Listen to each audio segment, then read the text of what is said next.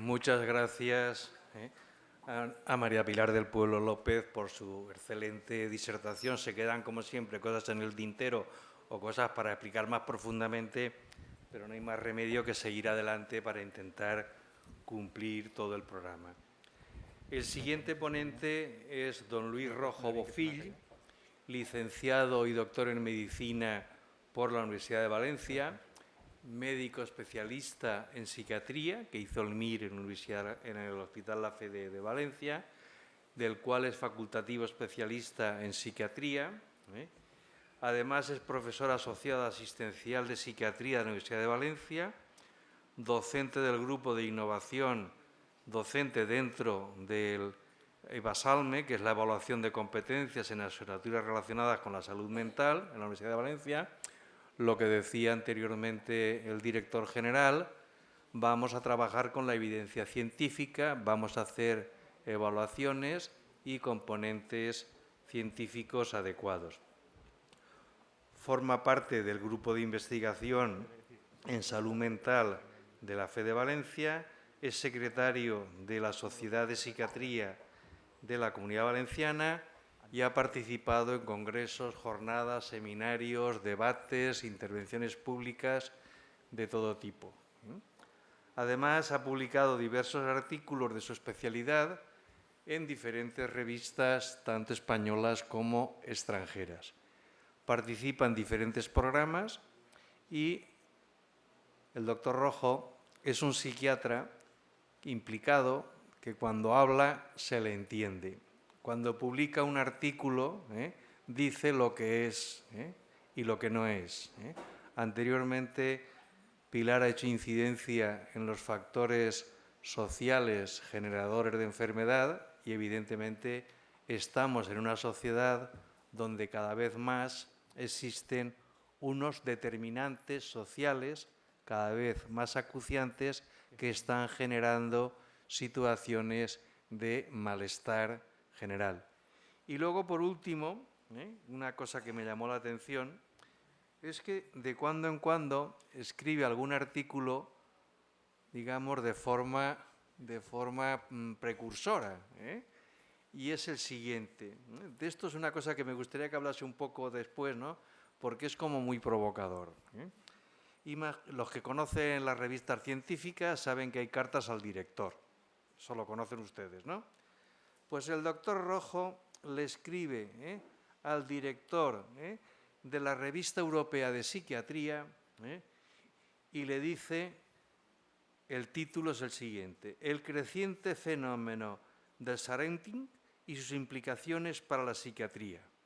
La publicación habitual de información sobre los menores por parte de sus progenitores puede tener consecuencias potencialmente perjudiciales para la salud mental de los niños y de los adolescentes expuestos, porque hay muchas papás y muchas mamás que están subiendo fotos de la nena después del baño, la caquita de Mariloli, de no sé qué, de no sé cuántos, la nena en bañador, etcétera, etcétera. Y eso, de momento, está siendo una cosa larvada, pero será un problema, como dijo él y como ha dicho ya, y como ha dicho en otras ocasiones, de desequilibrio y de salud mental.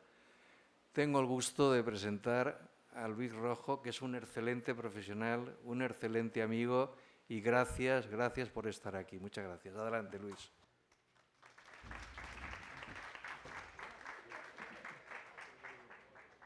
Bueno, hola.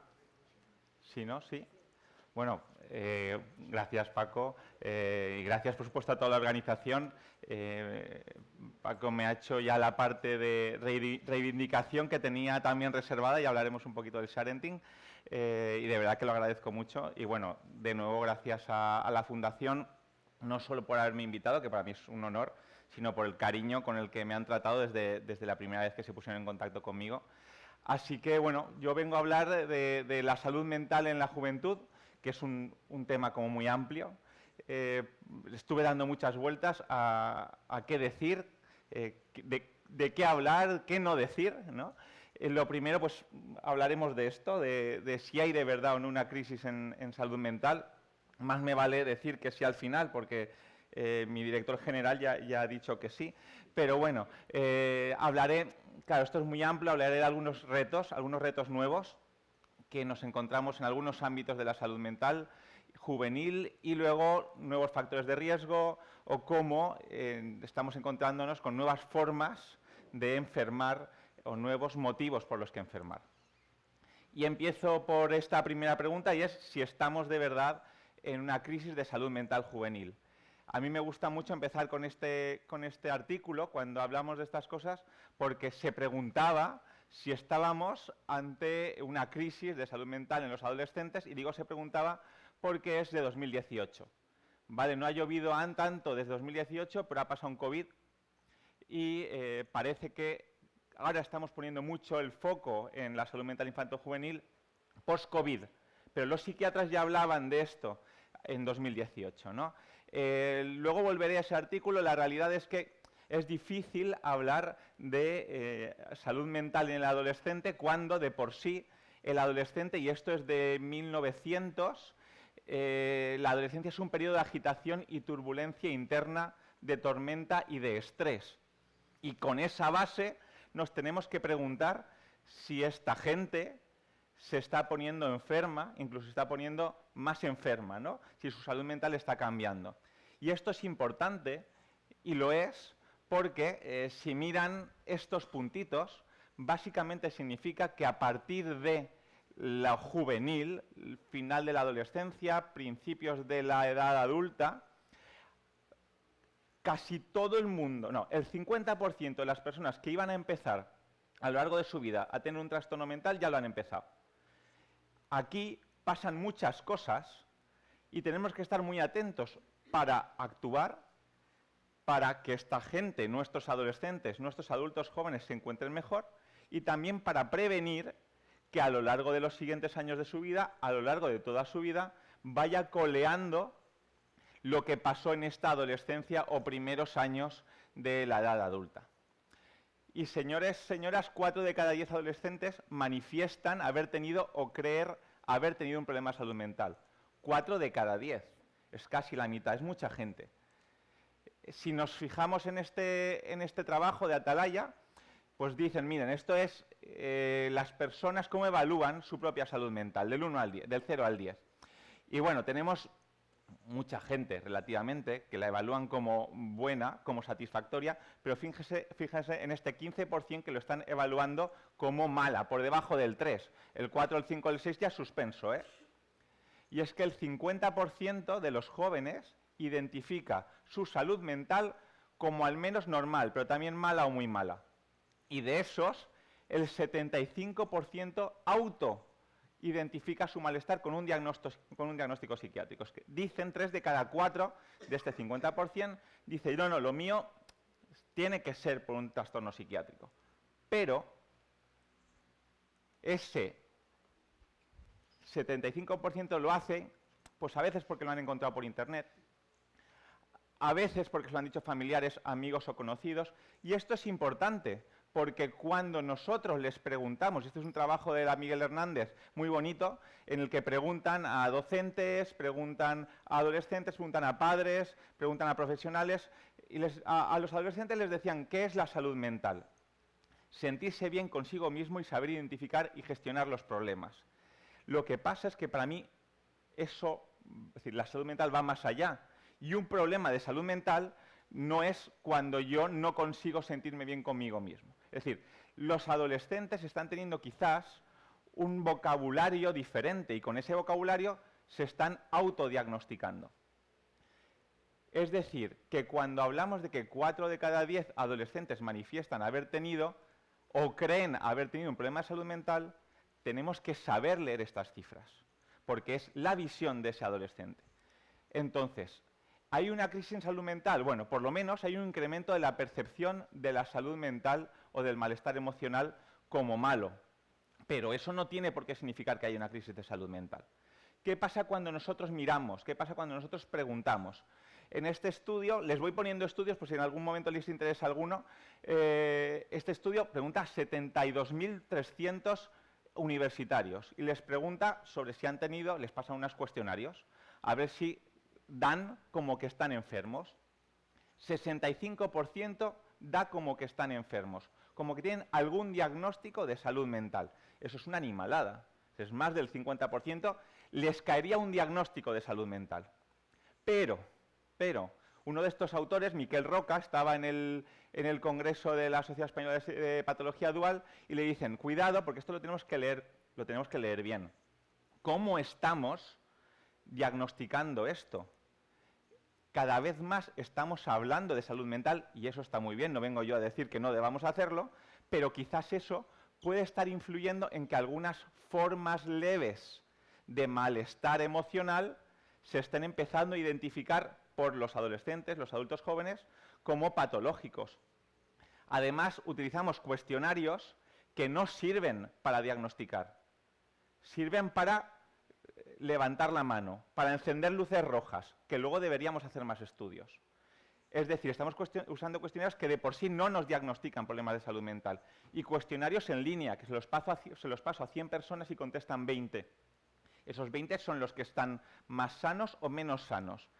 Al final es verdad que tenemos un incremento en la detección de los trastornos mentales, pero no necesariamente significa que estemos teniendo más diagnósticos.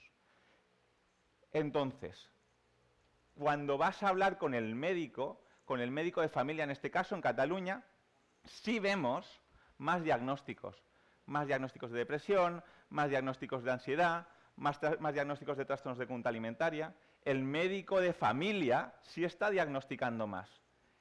Y el psiquiatra está hospitalizando más a jóvenes.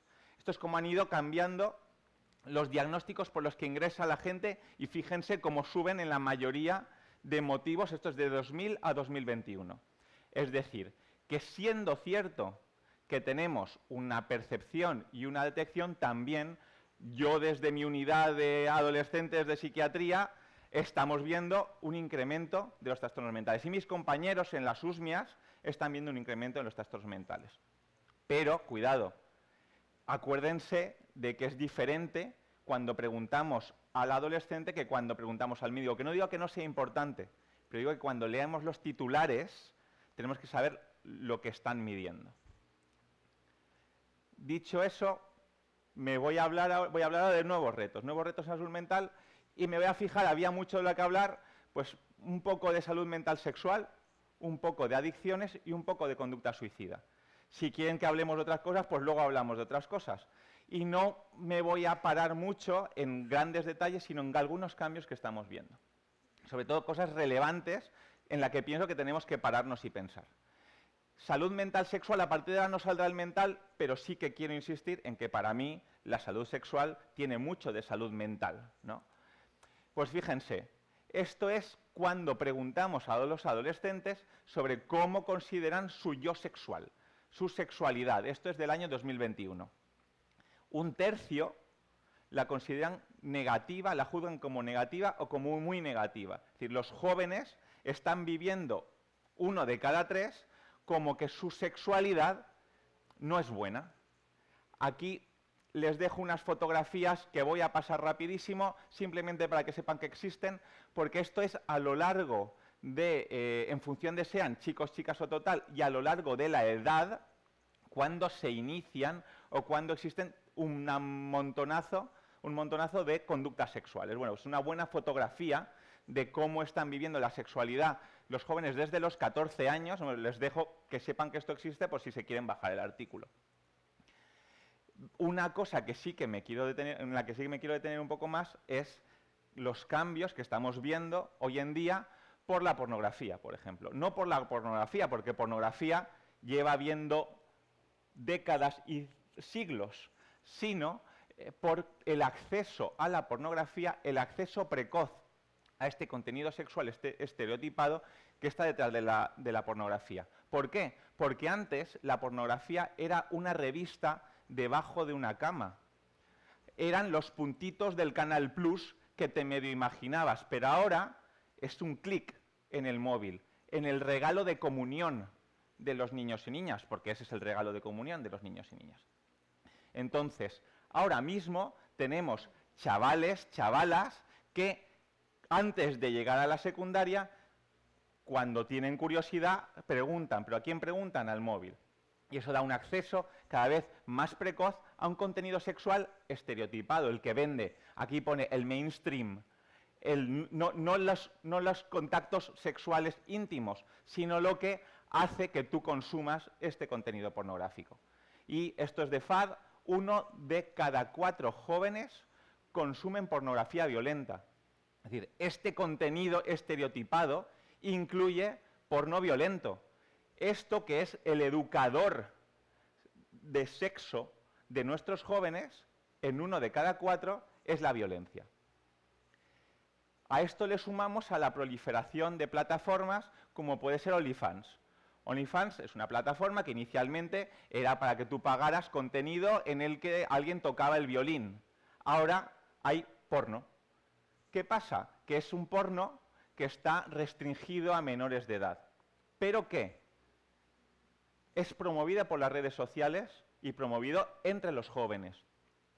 Ese acceso restringido es restringido entre comillas. La percepción de estas plataformas aparecen como una alternativa profesional atractiva. Yo considero que si mi amiga es joven, guapa, podría ganarse más dinero cuando sea un poquito más mayor a través del OnlyFans, minimizando los riesgos, huella digital, explotación y normalizando la objetificación sexual. Esa objetificación que ya se veía antiguamente en el porno, que ahora ese acceso a que yo, si quiero dinero, subo mi vídeo en OnlyFans o en la plataforma que sea, pues está proliferando, ¿no? Esto al final lleva a cambios, a modificaciones en las actitudes en las relaciones íntimas.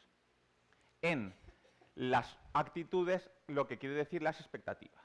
Las expectativas de lo que yo espero de mí mismo en una relación sexual, en una relación íntima, y lo que yo espero de mi compañero o compañera en una relación íntima. Yo espero que mi compañera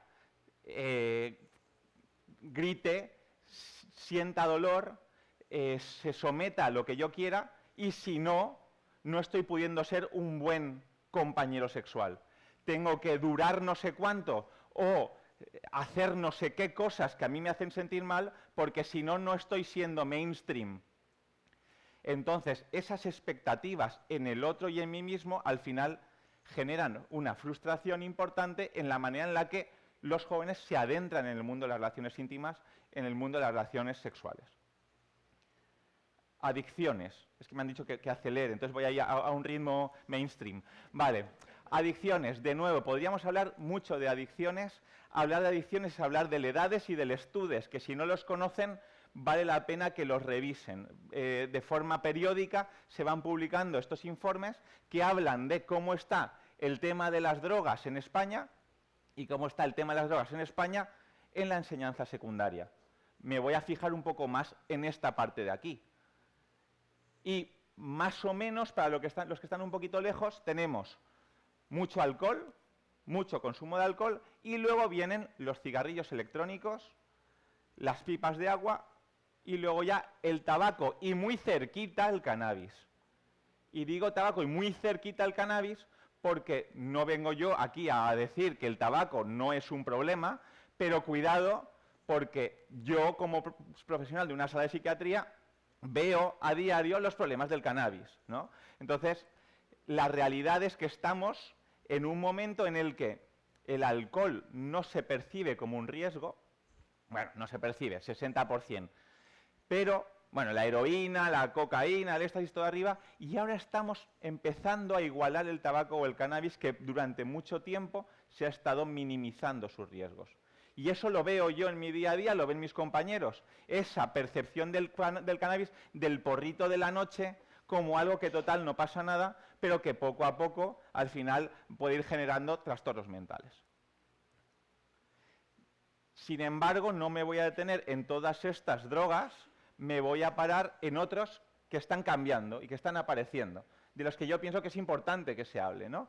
Uno es el vapor, otro las bebidas energéticas, y hablaré un poco de las loot boxes, que espero que todavía no sepan lo que son y espero que salgan de aquí sabiéndolo. Vale. Empezamos por los vapers. Ya les he generado un poco de expectativa. ¿Qué será? Vale. Bueno, los vapers no les voy a decir nada nuevo. Aparecieron hace unos años y aquello proliferó como setas, ¿no?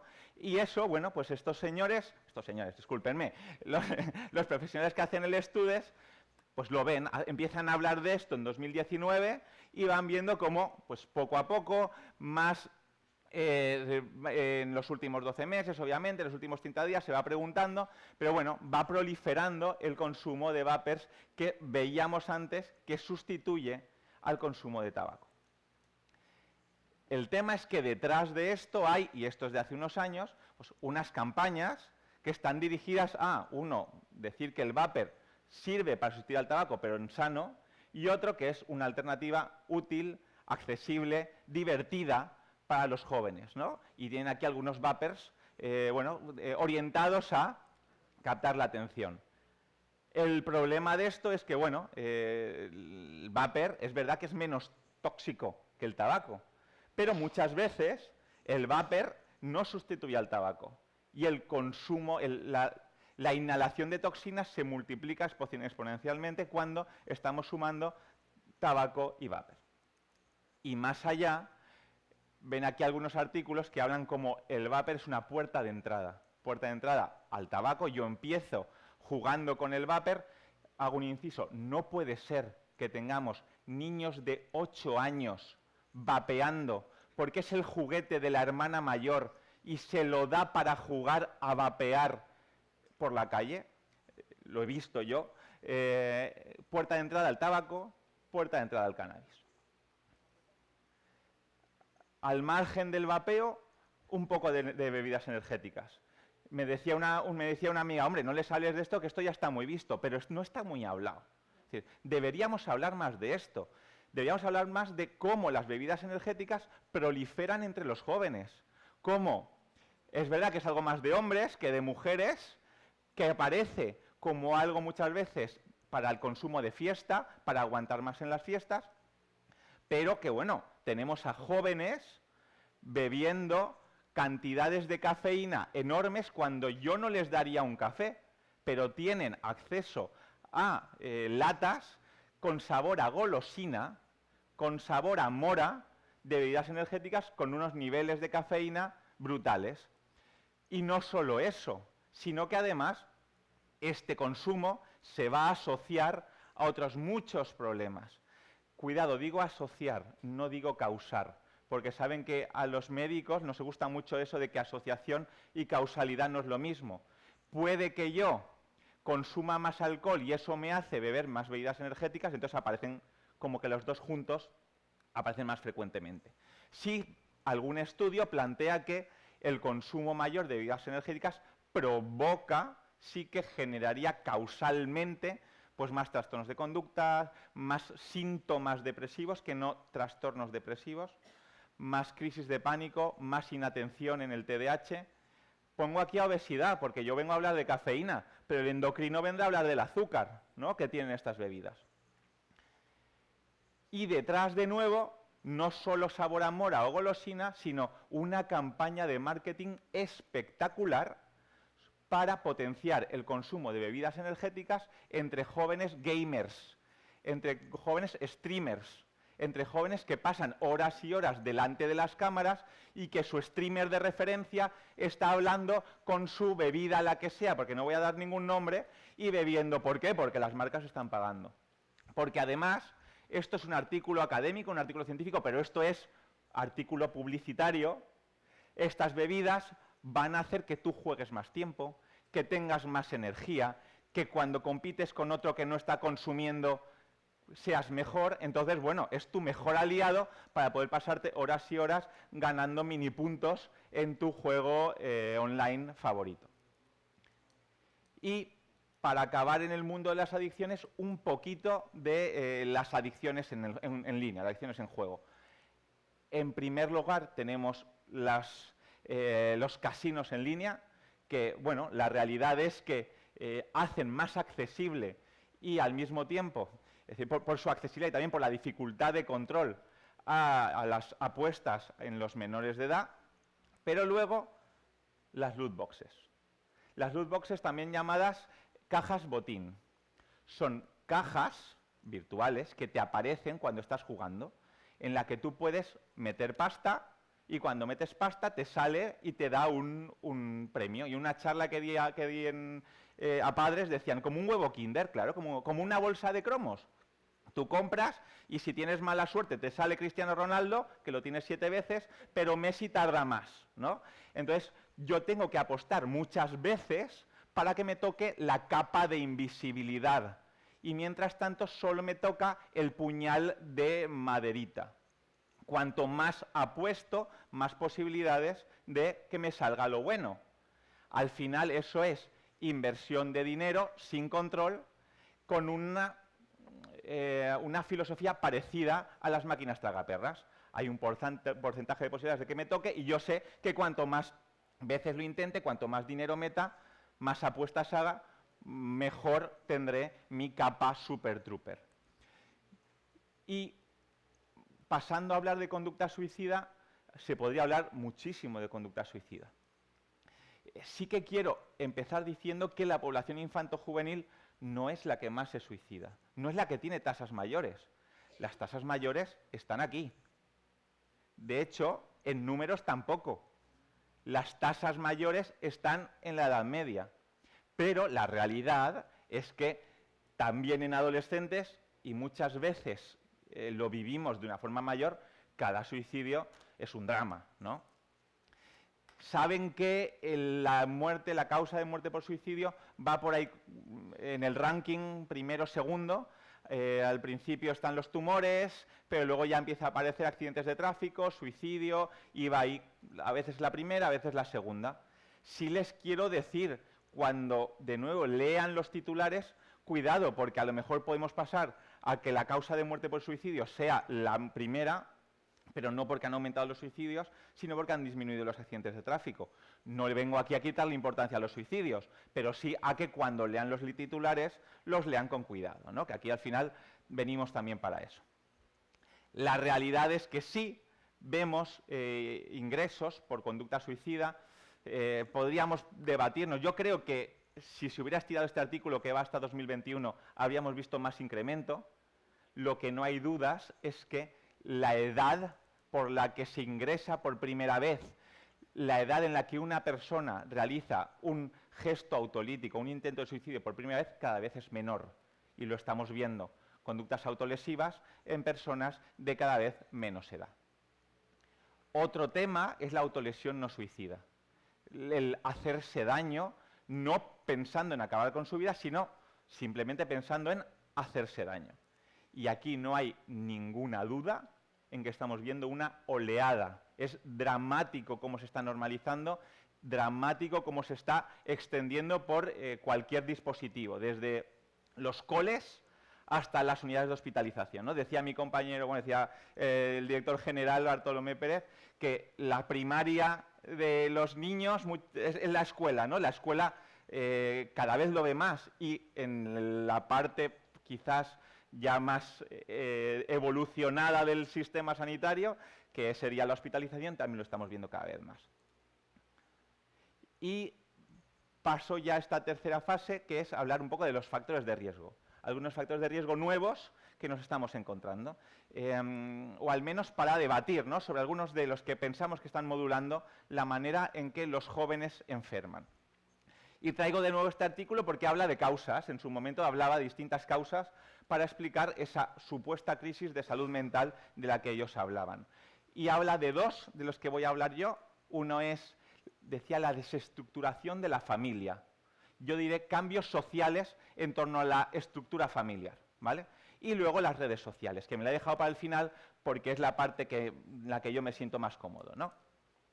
Los factores de riesgo, como decía, aquí hay dos artículos diferentes que hablan de dos realidades que estamos viendo. Una es el incremento en los divorcios y otra es el incremento en la edad de tener el primer hijo o de tener un hijo.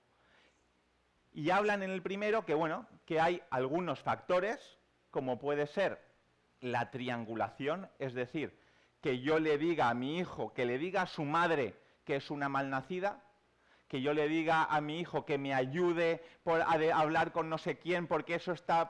Es decir, ese decirle a para que haga de adulto se ha relacionado con más patología relacionada con el divorcio. Es decir, ¿es todo divorcio patológico? No. Pero cuando falla la relación, la comunicación entre ambos progenitores y sobre todo, como bien saben, cuando ese niño, esa niña está en medio y tiene que hacer de adulto, aumenta. Esto es una oportunidad. Tenemos que educar a los padres que se divorcian sobre cómo gestionar esto con sus pequeños. La edad materna se ha visto como claramente se relaciona con más riesgo de muchos trastornos mentales, por ejemplo, el trastorno del espectro autista. También hay otros artículos que dicen que a mayor edad de la madre, por ejemplo, menos de otros. Entonces, bueno, pues es algo que está pasando, la edad de padre y madre cada vez es más tardía. Bueno, pues tenemos que conocer que habrá algunas cosas que mejoren y otras que empeoren. Y volviendo o terminando ya con el mundo digital, la realidad es que decía yo hace un año y pico me río porque decía yo delante, delante de Paco, ¿no? Que el mundo digital ha cambiado las reglas del juego. Desde luego cambia la manera en la que nosotros nos relacionamos con el mundo. Y eso pues tiene sus ventajas y tiene sus inconvenientes. Por ser breve, vemos que hay algunos síntomas que ya se están empezando a describir como asociados con el uso de redes. Por ejemplo, estoy hablando de redes sociales, ¿no?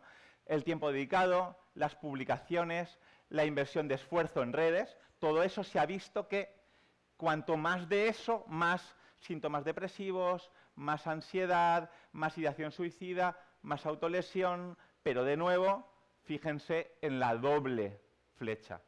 No sabemos si es que a más ansiedad me voy más tiempo a pasar a las redes sociales. Si yo tiendo a estar con un ánimo más bajo, me voy a mi TikTok a pasar y a hacer doom scrolling, que es ver contenido desagradable, ¿no? Eso, bueno, pues esto era la diapo que usaba en su momento. La realidad es que cada vez más algunos factores, sobre todo ciberacoso e insomnio, se ven relacionados con esa mediación. Es decir, que detrás de esa asociación estarían el ciberacoso y el insomnio. Es decir, si tienen ustedes que pactar algo en casa sobre el uso de las redes sociales, sobre el uso de dispositivos, una de las cosas que primero deberían pactar, negociar, hablar, es el uso a partir de una hora. Porque cuando el dispositivo está en la noche en el dormitorio de adolescentes y de adultos, porque no podemos pedir a un adolescente que haga una cosa que el adulto no está haciendo, cuando eso pasa, pues sí se ha relacionado con más síntomas, ¿no?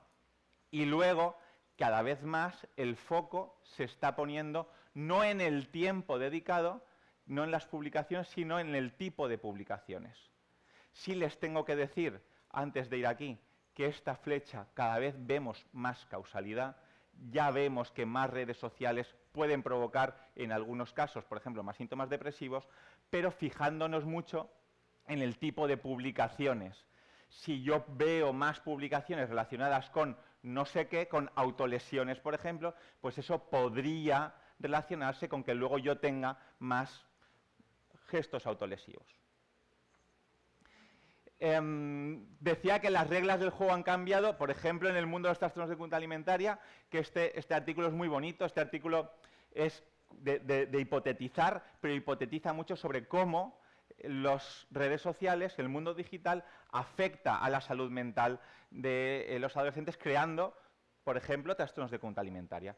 ¿Por qué? Porque yo al final me expongo ahí y me pongo a ver fotos y fotos de modelos perfectos, utópicos, con filtros, era la séptima foto, me he puesto el maquillaje pero digo que me acabo de despertar. Uno no sube nunca su primera foto y además le pone un filtro Hawái, ¿no? Pero es que además yo mismo me hago mi foto, hago la séptima toma, le pongo un filtro Hawái y le quito unas arruguitas. Y cuando le quito las arruguitas, tengo más comentarios, más me gustas, más fuegotes, me mandan más aguacates. Términos, no vamos a entrar en eso, pero que al final eso significa que ese filtro lo que ha hecho es que ese nuevo yo que está en esa foto, que no soy yo, es un yo modificado al que jamás podré aspirar, sea más exitoso que mi yo verdadero, ese yo inalcanzable, ese yo al que me quiero parecer, y entonces se genera con frecuencia, o se puede generar, una distorsión de la imagen corporal. Y mediados además por el algoritmo. El algoritmo es esta cosa de la que se habla mucho, que es que básicamente las redes sociales están diseñadas para enseñarnos cosas que hacen que nos quedemos ahí más tiempo. Están diseñados para que así si a mí me gusta más contenido de viajes, me salgan más viajes. Pero además, si, por ejemplo, las redes sociales, el señor de no sé qué red social, sabe que los contenidos de niños que están siendo maltratados reciben más likes, me pone más para engancharme más. Y eso va modulando, por ejemplo, en mujeres con trastorno de conducta alimentaria aparecen de forma más frecuente imágenes, contenidos en TikTok relacionados con la comida, con las dietas, con formas de perder peso sin que mi madre se entere. De alguna forma, esto hace que se amplifique más todavía el riesgo que significa para los jóvenes y los no tan jóvenes las redes sociales. Y con esto ya termino.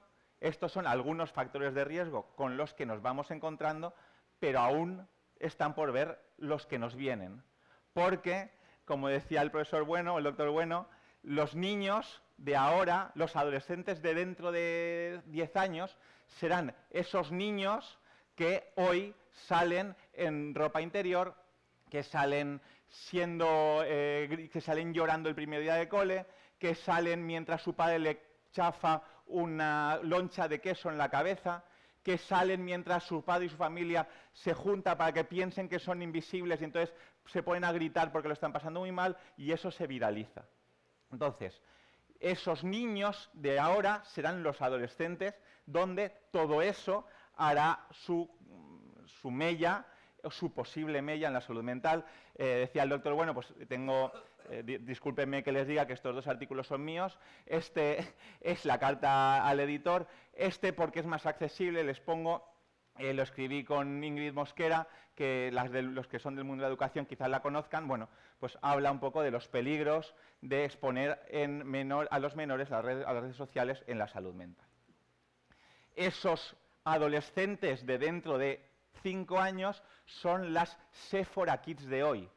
Son esas niñas de 10 años que su papá y su mamá la planta delante de una cámara para hablar de cosmética, para hablar de cómo maquillarse y que otros niños lo sigan, ¿no?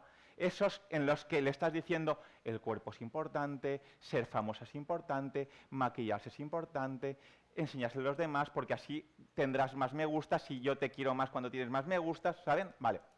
Y esos futuros adolescentes, esos futuros adultos jóvenes son los que ahora están preguntando a los chatbots qué me está pasando, por qué me estoy sintiendo así y qué tengo que hacer. Son el fruto de las inteligencias artificiales acompañantes emocionalmente.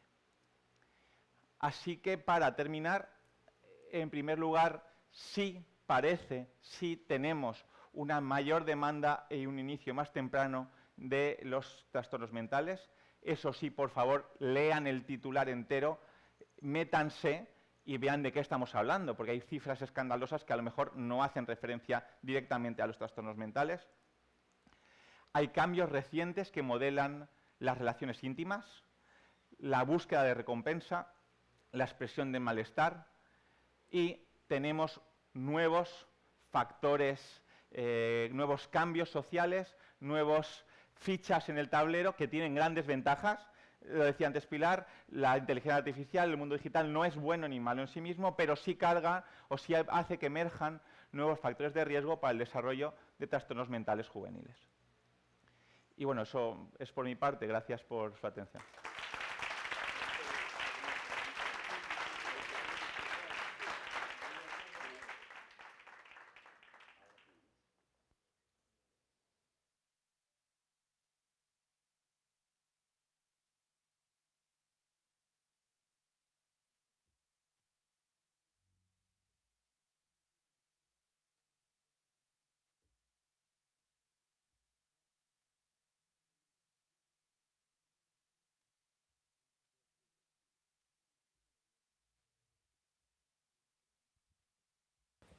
Muchísimas gracias al doctor Luis Rojo. No, perdona. No. Yo vengo de estar de pie, ¿puedo seguir de pie? No. Perdona, Javier, ¿estás allí? ¿Está Alfredo? Tenemos unos minutos de coloquio. A ver, primera pregunta. Micrófono, por favor.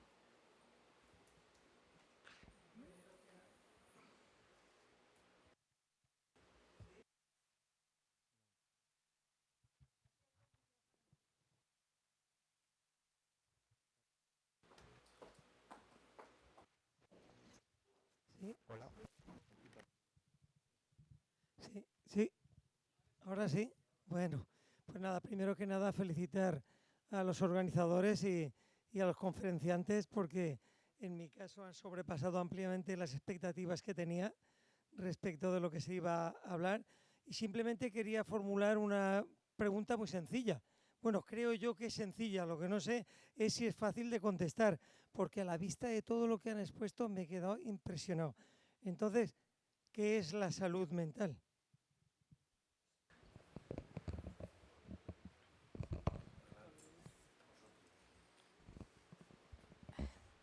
Realmente yo me iría o para nosotros como profesionales, en este caso para mí como profesional, yo me voy a la parte de no solamente la ausencia de una enfermedad mental, sino también a un grado de bienestar. O sea, también tal y como lo entiende la OMS, que yo creo que es una definición muy positiva en la que no solamente quiero no sufrir, sino que además también quiero estar en una serie de condiciones óptimas en las que yo pueda desarrollarme a todos los niveles y en todos los ámbitos de la vida, desde ese bienestar psicológico que va mucho más allá. No solamente, a mí me gusta siempre diferenciar cuando hablamos de bienestar, no solamente no es la ausencia de sufrimiento, porque yo creo que el sufrimiento también es necesario y además también es la parte de resiliencia que nos va a fortalecer. Junto con ello, también toda la posibilidad de ese grado de desarrollo, de autonomía, de satisfacción también, ¿no? Con uno mismo. O sea, que aquí hay, o por lo menos por mi parte, como diferentes factores. Bueno, no puedo añadir mucho más que hacer un poco de hincapié en la diferencia, ¿no?, entre tener un bienestar, sentir un bienestar emocional grande y tener una enfermedad mental.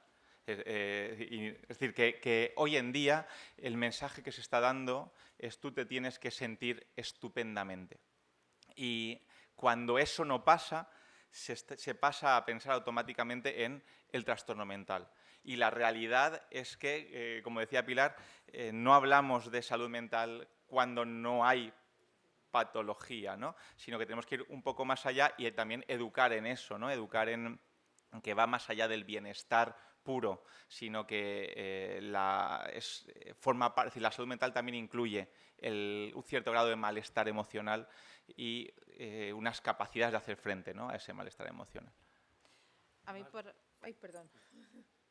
No, solamente añadir un tema, por ejemplo, que lo vemos mucho en adultos, ¿no?, dentro de las empresas. Y es el grado de estrés, que yo creo que también hablamos de un grado de estrés social. O sea, hoy en día la cantidad de autoexigencias a las que tenemos que responder cada día, yo creo que nos autoimponemos más. Y yo recuerdo muchas veces que yo comento por las noches cuando te sientas a ver la televisión, si ese día no has sido feliz, si no has estado no sé cuánto tiempo de calidad con tus hijos, si no has hecho deporte y además no te has tomado una copa con las amigas, no has hecho nada productivo en tu vida. Entonces yo creo que también la exigencia y el entorno es un alto nivel de exigencia que puede causar en muchas ocasiones ese nivel de frustración y de malestar subjetivo.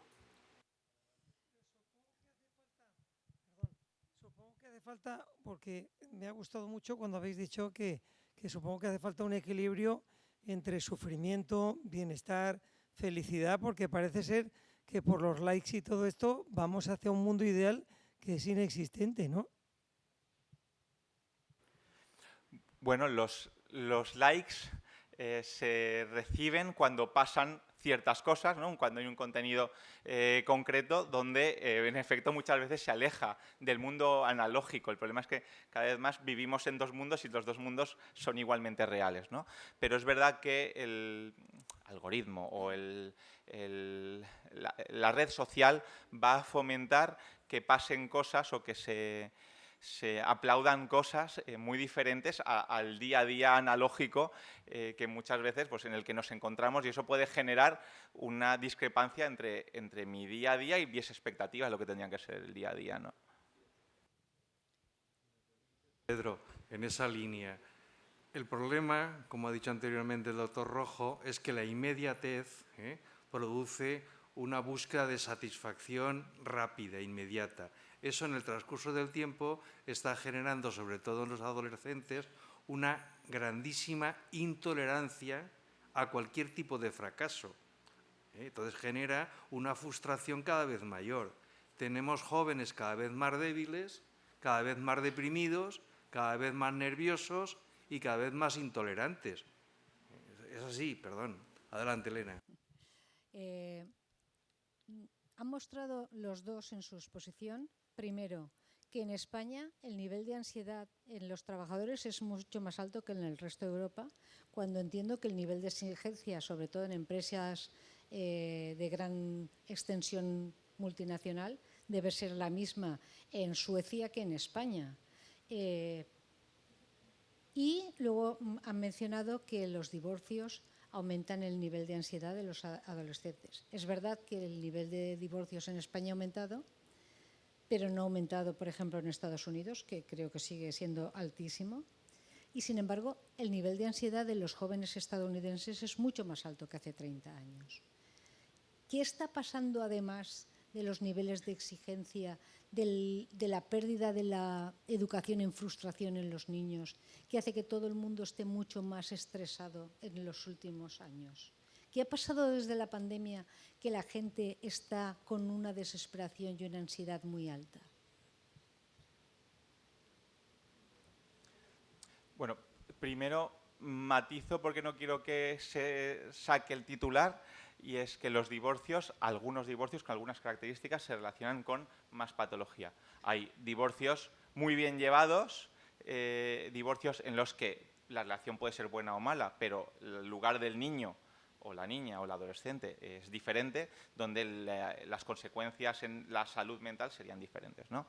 Pero desde luego estamos viendo cambios que son mucho más globales, ¿no? Tienen que ver con la manera en la que entendemos la sociedad occidental, la manera en la que vivimos para lo que dura una story. Claro, me voy a la red social, pero bueno, en el mundo analógico también pasa, ¿no?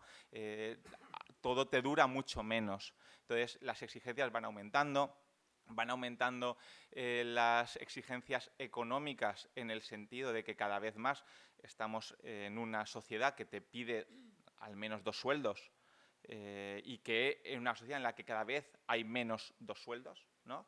O que para empezar a vivir no tienes 2 sueldos. Entonces, realmente hay cambios sociales claros, cambios en la manera de entender, ¿no?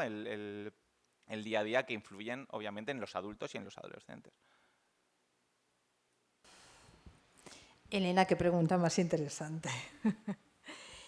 A ver, dentro del mundo de las organizaciones, yo estoy un poco con Luis también. Cuando medimos el nivel de ansiedad o de estrés que alguien siente, también vamos a la parte subjetiva. Y yo creo que estamos también dentro de una sociedad que cada vez es más autoexigente, en la que nos generamos o en las que se genera más nivel de estrés, con lo cual ese nivel de base de estrés y de ansiedad, digamos que un poco también está influyendo, con lo cual el nivel de percepción es más alto.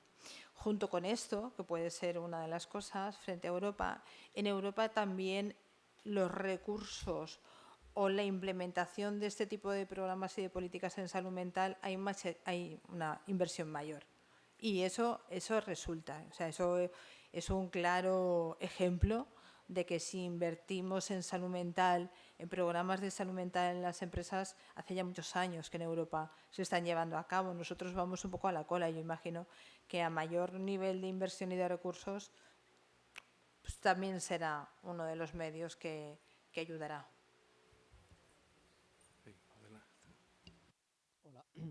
Hola, hola, hola, ¿se oye? Yo quería preguntar sobre la evaluación específica de riesgos psicosociales. Evaluación Hola, ahora sí. Yo quería preguntar sobre la evaluación específica de riesgos psicosociales. Bueno, yo soy técnico de psicosociología y ergonomía en la Consellería de Sanidad. Y para ello, para la evaluación específica de riesgos psicosociales, utilizamos un cuestionario que está validado por el Ministerio de Trabajo, que es el Psico 4.1. Entonces, por ejemplo, en concreto, en la evaluación del factor participación-supervisión, ese Psico 4 es tan amplio que está visto que ese cuestionario validado por el Ministerio no es pragmático, no se puede utilizar. Hay otro cuestionario de un compañero suyo de la Universidad de Valencia, Pedro Gilmonte, con el cual bueno, yo inicié el doctorado, y bueno, él tiene su propio test validado. Yo lo único que sé que al final para evaluar ese cuestionario, como usted bien ha dicho, que en distintos sectores hay distintas necesidades. Entonces, como ese cuestionario, el Psico 4.1, utilizado en la Consellería de Sanidad, es muy amplio y se puede utilizar tanto desde Mercadona, bueno, no quiero nombrar ninguna empresa, pero de distintos sectores de la alimentación, mecánica, sanidad. Entonces, claro, hace preguntas ese cuestionario Psico 4 que no caben, que tenemos que obviar, porque en muchos casos las gerencias de los departamentos, cuando hay un problema de las condiciones de trabajo, condiciones organizativas, o incluso problemas de estrés, ansiedad, o problemas del supervisor o jefe de servicio que hay, pues nos hacen evaluar ese riesgo psicosocial, o cuando ha habido un suicidio, que también los ha habido, pero al final ese Psico 4 yo veo que no es útil. Por ejemplo, la experiencia personal es que las entrevistas a informantes clave, me dan más información para evaluar ese factor psicosocial en concreto de participación en supervisión que el Psico 4.1. Porque hace unas preguntas tan amplias, que, por ejemplo, a usted le preguntan a la hora de tomar la decisión de contratar a un jefe. En la Consellería de Sanidad funciona por bolsa, esa pregunta no cabe. Sí. Eso uno. Y después, por ejemplo, para el estrés y ansiedad utilizamos el GHQ-12. Ese GHQ-12 sí que es muy concreto, pero el Psico 4.1 se ha votado por los comités de seguridad y salud, etcétera, pero yo veo que hace aguas, en concreto en el factor psicosocial. Jorge, a la pregunta. Factor psicosocial, participación, supervisión. ¿Cómo podemos evaluar ese factor que yo creo que el factor Psico 4 hace aguas? A ver, yo creo que la evaluación de riesgos psicosociales es el gran tema a poder tener más herramientas y además necesitamos afinar más. Yo creo que es un tema en el que se está trabajando mucho y me consta que el Ministerio está en revisión y se está trabajando. Y además también en la parte de la investigación cualitativa y en la parte de la preparación de la evaluación y en la parte de la educación de los riesgos psicosociales y en la parte de qué hacemos después con los riesgos psicosociales, qué se hace. Yo creo que es un tema muy importante en el que necesitamos dedicarle más tiempo para todo, para instrumentos, para tiempo, para planificarlo, para evaluarlo. Entonces es un tema muy complejo que estoy en gran parte de acuerdo con usted. El tiempo, evidentemente, es inexorable. Hemos empezado un pelín tarde, pero es hora de ir terminando. En primer lugar, agradecer a Alfredo Ribelles, agradecer a Elena Vendala, que tuvimos la oportunidad de parir el tema en primer lugar. Segundo lugar, al director técnico de la Fundación, don José Vicente Guillén, gracias por todo, por tu impulso y por tu ayuda y por tu visión de tenerlo. Y, por supuesto, al presidente ejecutivo, Javier Quesada, por aceptar esta trilogía que hemos puesto en marcha y que vemos que tiene bastante aclamación. Por favor, sube para clausurar la jornada. No, por favor, sube junto con la concejala de Mayores, Bienestar Social, Clara Atsuara Pitar, del Ayuntamiento de Castelló.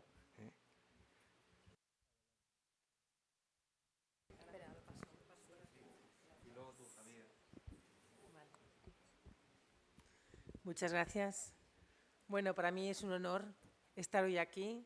Han sido unas ponencias que me han dejado de verdad muy consternada, tanto la tuya sobre todo, pensando en los adolescentes y, como no, la magistral ponencia que ha hecho Pilar. Bueno, reitero los saludos a todos los jefazos que tenemos aquí. Gracias, doctor Bono, también a Alfredo, Guillén y, como no, al presidente de la Fundación Premios Agují.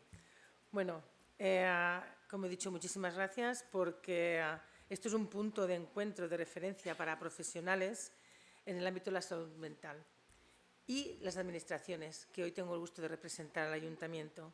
Y tenemos que tomar acciones juntos, como debe ser, para mejorar el bienestar emocional, personal y psicológico de las personas. Yo, como concejala de Bienestar Social, pero también como profesional de la sanidad, soy plenamente consciente de la relevancia que ambas entidades tenemos que ir de la mano para conseguir planes de salud mental que sean eficientes y eficaces. La colaboración entre instituciones es fundamental para poder poner todas las herramientas a disposición de las asociaciones y entidades que día a día se vuelcan en dar soporte y acompañar a las personas que lo necesitan en materia de salud mental. Me paro aquí porque en Castellón tenemos muchas asociaciones que trabajan altruistamente, que luchan por esos pacientes y por sus familiares. Desde aquí mi agradecimiento, porque sin ese tejido, la verdad, que las administraciones quedaríamos muy cortas. Y el hecho de estar aquí hoy deja patente que las cosas, desde luego, están cambiando. La salud mental es esencial para que cualquier sociedad prospere. La gestión de las emociones, la validación, la empatía, el esfuerzo y acompañamiento a las personas que transitan situaciones y experiencias delicadas es fundamental y son prioritarias. Por supuesto, todo basado en la prevención, que, como el doctor Rojo ha dicho, que es fundamental en la infancia y en los pequeños. Si queremos vivir en una sociedad de oportunidades, de futuro, de éxito y prosperidad, las administraciones tenemos que procurar dar a la salud mental el lugar primordial que requieren en todos los ámbitos y esferas de la vida, tal y como hoy aquí hemos visto. Desde el Ayuntamiento de Castellón estamos convencidos de que así debe ser. Por ese motivo quiero compartir con todos ustedes que estamos trabajando, insisto, con las asociaciones implicadas y entidades locales para que nuestra ciudad, nuestro Ayuntamiento de Castellón, tenga un primer plan de salud mental. Una hoja de ruta que contemplará los aspectos que dichas entidades, que son las que día a día afrontan la realidad de esta materia, consideran necesarias. De ese modo, a través de la puesta en común de sus experiencias, conocimiento, sus peticiones y necesidades, abordaremos este plan, cuyo objetivo es ayudar a los castellonenses, poner a su disposición los medios y herramientas para que en todo momento se sientan acompañados y su bienestar y salud estén aseguradas. Y especialmente queremos velar por la salud mental de la infancia y adolescencia, porque son el futuro de nuestras ciudades. Y que aquí paro también para dar las gracias a los doctores como él, que se preocupan tanto por nuestros adolescentes. Por explicaros un poquito, y ya terminaré, hemos firmado un convenio con el Teléfono de la Esperanza, con el que nos hemos comprometido a difundir y recordar sus servicios a los castellonenses y derivar a estas personas que requieren atención psicoemocional, que no se nos escape nadie. Y también hemos suscrito un convenio con el Colegio Oficial de Psicología. Desde aquí doy las gracias a la vicedecana Mari Carmen Molés, ¿vale? Y también desde la Consejería, sabéis que está el SANSEM, también estamos con esos recursos. Y dos ejemplos que nos sirven para evidenciar que la clave reside en las sinergias entre instituciones y entidades para dar una pronta respuesta y eficiente. Ese es nuestro compromiso. Como ha quedado patente, sé que también es el vuestro, el de toda la Comunidad Valenciana. Nada más, daros la enhorabuena por la organización de esta iniciativa, porque estoy segura que ha sido muy productiva y servirá para que juntos sentemos las bases de la gestión en cuanto a salud mental de una forma coordinada y muy eficaz. Me tenéis para lo que necesitéis en Castellón, de parte de la alcaldesa Begoña Carrasco. Es nuestra prioridad trabajar por la salud mental. Muchísimas gracias y doy paso al doctor. Bueno, pues yo simplemente ofrecer el foro que representa esta fundación, donde se puede hablar de lo que se quiera y tener el punto de vista que uno quiera sin ofender a nadie y sin actuar mecánicamente a favor o en contra de las posiciones. Este es un foro en el que creemos siempre que los profesionales y los temas se traten con rigor. Yo creo que hoy ha sido un ejemplo de ello y me voy muy satisfecho porque creo que hemos abierto un tema en el que volveremos y sobre el que volveremos, pero hemos de visualizar los problemas, pero luego también dejar hablar a los expertos, escucharles y hacerles caso si se puede. Así que se levanta la sesión y muchísimas gracias sobre todo a nuestros patrocinadores.